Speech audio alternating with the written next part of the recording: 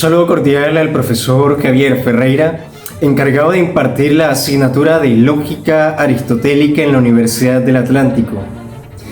A continuación realizaré una breve descripción conceptual de los llamados razonamientos incorrectos y junto a ellos presentaré ejemplos ilustrativos para comprender más claramente de qué se trata.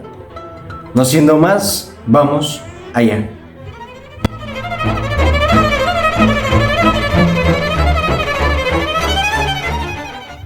Aristóteles desarrolló una poderosa herramienta lógica conocida como el silogismo, que es un tipo de razonamiento compuesto por dos premisas y una conclusión. Estos silogismos se basan en reglas bien definidas para inferir conclusiones válidas a partir de premisas dadas. Además de los silogismos regulares, Aristóteles también identificó los silogismos irregulares. Son estos los que trataré de explicar brevemente a continuación.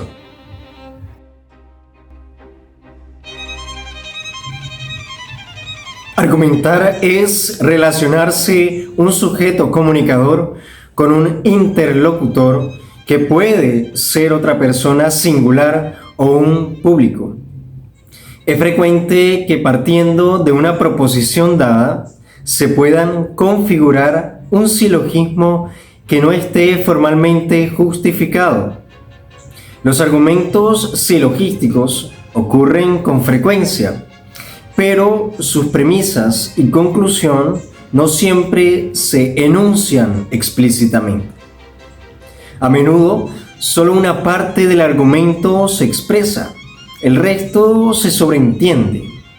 Por tanto, un argumento que se enuncia de manera incompleta, en el que en parte está sobreentendido o en la mente, se llama entimema. En el discurso cotidiano e incluso en la ciencia, muchas inferencias se expresan entimemáticamente. Cuando falta la premisa mayor, el entimema se llama de primer orden. Ejemplo, premisa menor. Carrara es un clásico del derecho. Conclusión, luego Carrara no es un determinista biológico o social. Aquí está sobreentendida la premisa mayor. Ningún clásico del derecho es un determinista biológico o social. Cuando falta la premisa menor, el entimema es de segundo orden. Ejemplo, premisa mayor. Ningún clásico del derecho es un determinista biológico o social. Conclusión, luego Carrara no es un determinista biológico o social. Está sobreentendida la premisa menor. Carrara es un clásico del derecho. Cuando la conclusión es lo que falta, la entimema se denomina de tercer orden. Ejemplo, premisa mayor. Ningún clásico del derecho es un determinista biológico o social. Premisa menor. Carrara es un clásico del derecho. Se sobreentiende la conclusión. Carrara no es un determinista biológico o social.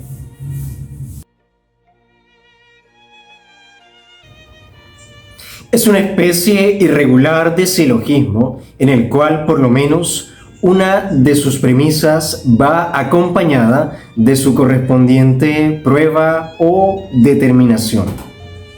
Ha tenido gran relevancia el epiquerema de Cicerón, mediante el cual llevó a efecto su notable apología.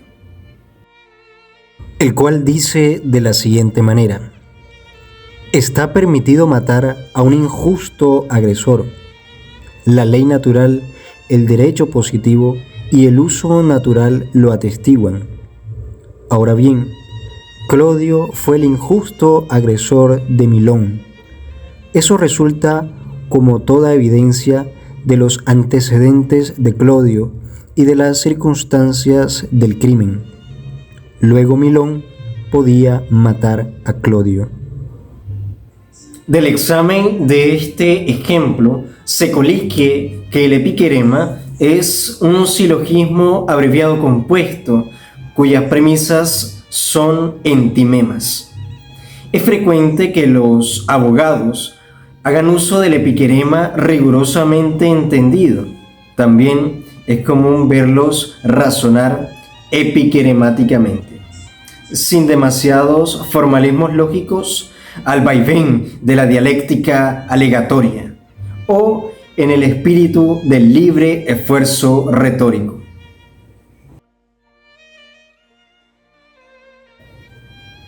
Es una cadena de silogismos de tal modo vertebrados unos con otros que la conclusión del uno sirve de apoyo para la formulación del siguiente. El primero de ambos silogismos es el polisilogismo y el segundo el episilogismo.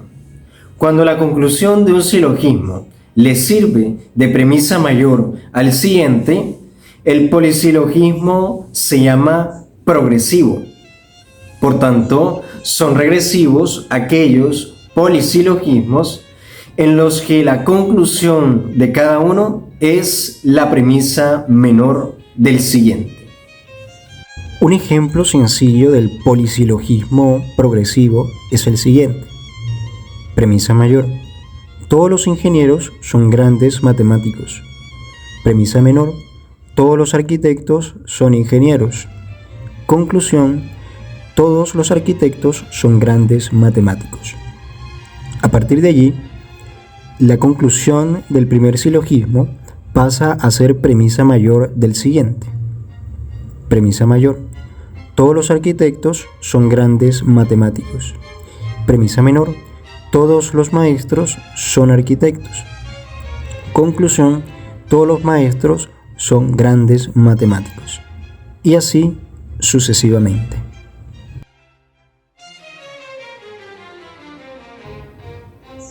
Sorites consiste en una serie de proposiciones encadenadas de tal modo que el predicado de la primera se constituye en sujeto de la segunda, el predicado de la segunda en sujeto de la tercera, etc., hasta que el proceso discursivo alcanza un punto conclusión en el que se juntan el sujeto de la primera proposición con el predicado de la última.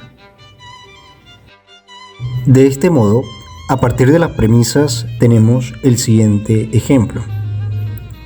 Toda flor es vegetal, todo vegetal es ser vivo, todo ser vivo es sensible, todo ser sensible posee alma.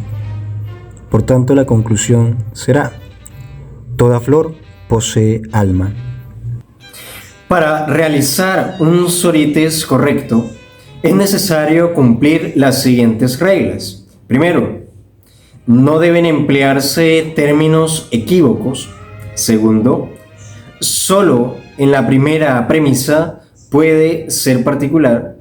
Y tercero, únicamente la última premisa puede ser negativa. El silogismo hipotético está arquitecturado como los silogismos ordinarios, es decir, consta de una premisa mayor y otra menor, de la que se deriva una conclusión determinada.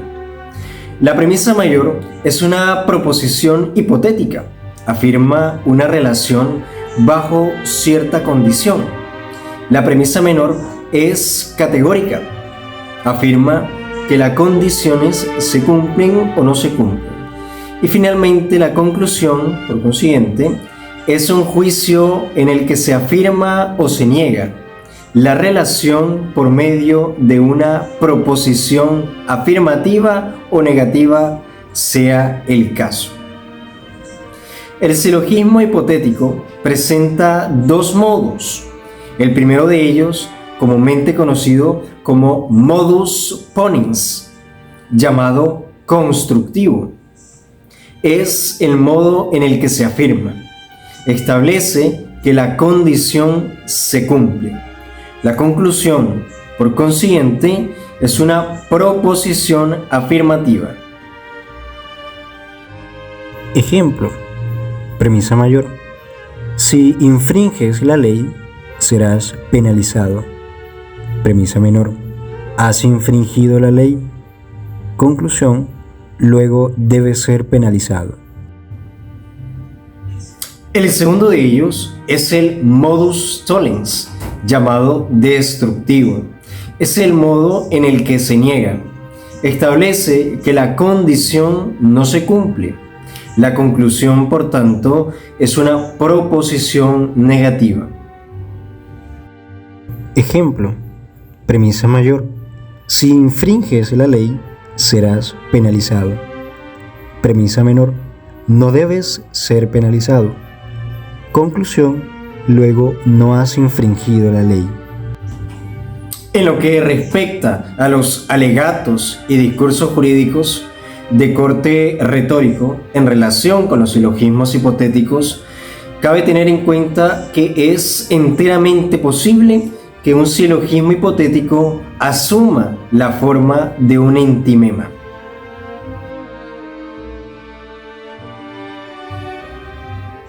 Es aquel silogismo en el cual la premisa mayor es una condición.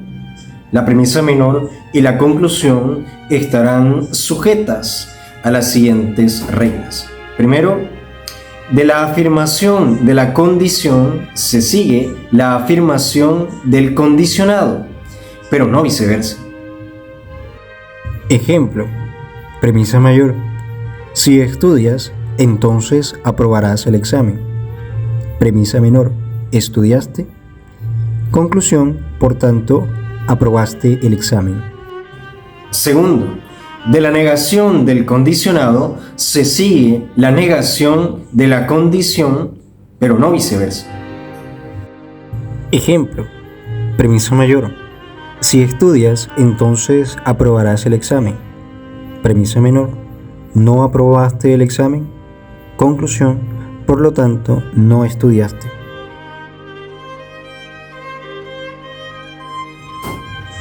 Es una variedad silogística cuya premisa mayor es un juicio disyuntivo. Si la disyunción es exclusiva, el silogismo se llama disyuntivo estricto. Y si es exclusiva, recibe la denominación de silogismo disyuntivo laxo.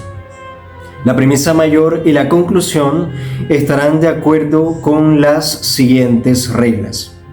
Primero, si la premisa menor niega uno de los miembros, la conclusión afirma el otro. Ejemplo, premisa mayor. O estás enfermo o estás sano. Premisa menor. No estás enfermo. Conclusión, estás sano. Segundo, si la premisa menor afirma uno de los miembros, la conclusión niega el otro. Ejemplo, premisa mayor. O estás enfermo o estás sano. Premisa menor. ¿Estás sano? Conclusión, no estás enfermo.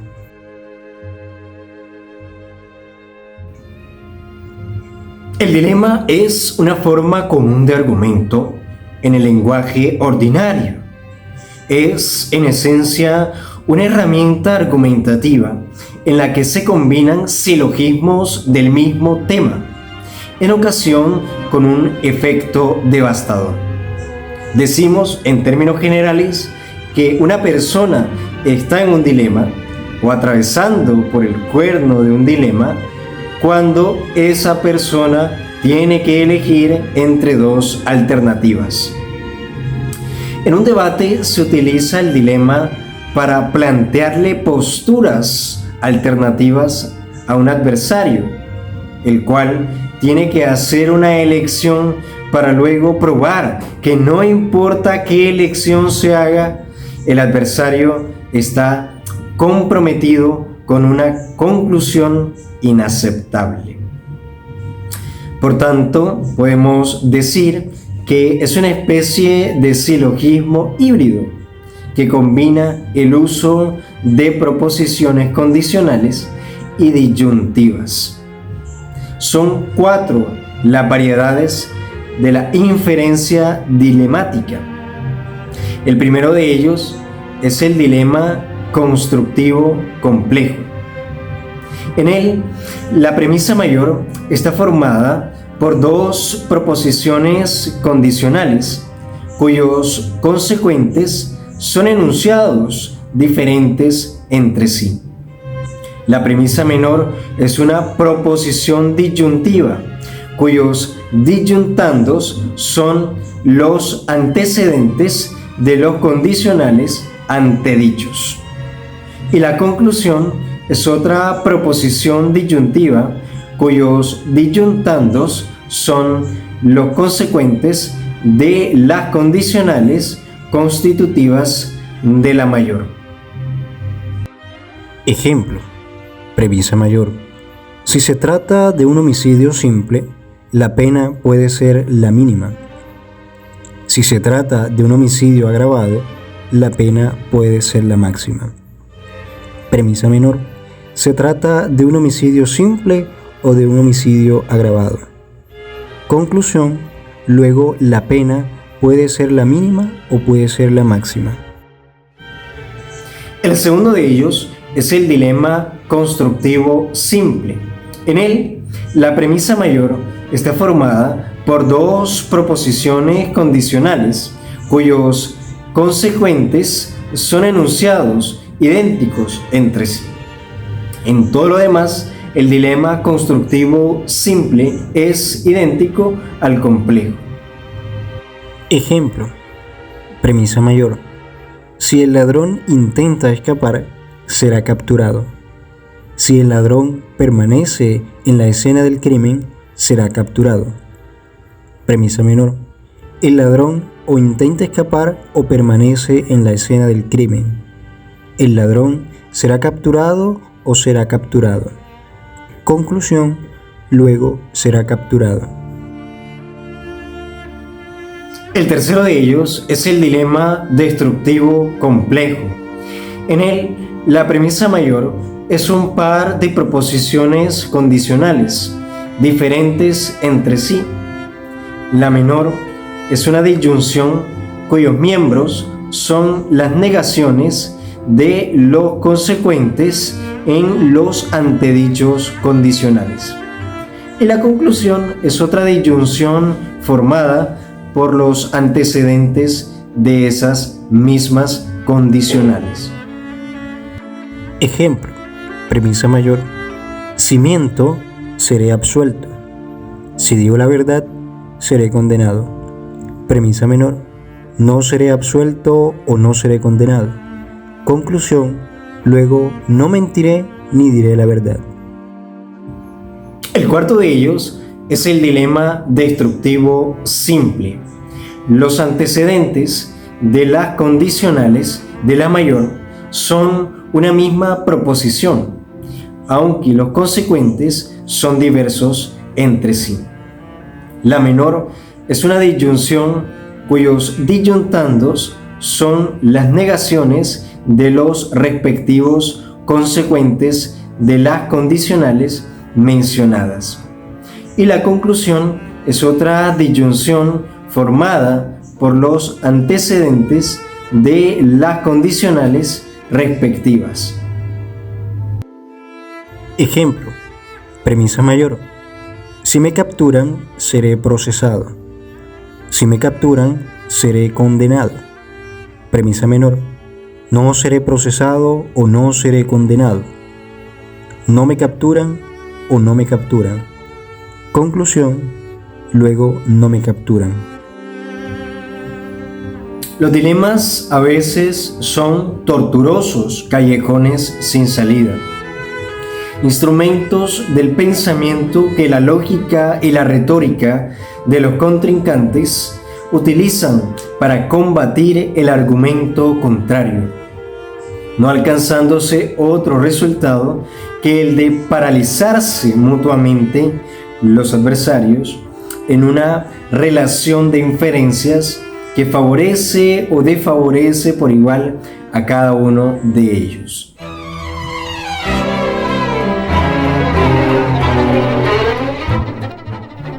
No siendo más, espero que les haya gustado, pero sobre todo servido para comprender un poco más la lógica aristotélica. Nos vemos en un próximo video.